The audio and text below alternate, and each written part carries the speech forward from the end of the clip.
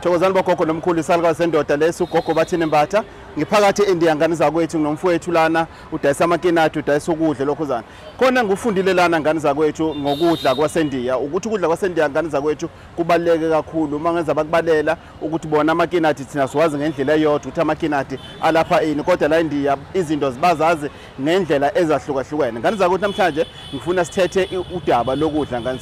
ngani zakwethu ukudla sikufaka ngaphakathi emzimbeni yethu ubaluleke kakhulu kuya ngokuthi udla ini nokuthi lokho uzodetermine ukuthi uphupha ini sesikhale ngamaphupho ngani zakwethu sithi hey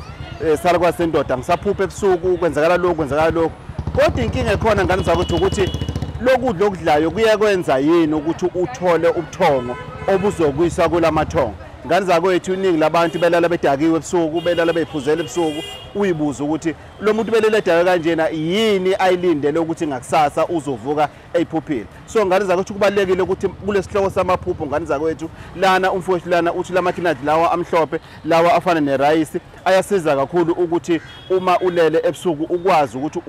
ufinyelele noma ufikele amaphupho amnandi azokutshena into eyiqiniso hayi into engamanga ahlukile kulawa amanye ngoba amanye ngiwathula ekseni uthothi usushawe isizibuko izinto efana lezo ngani zakwethu isalukwazi sendoda lesi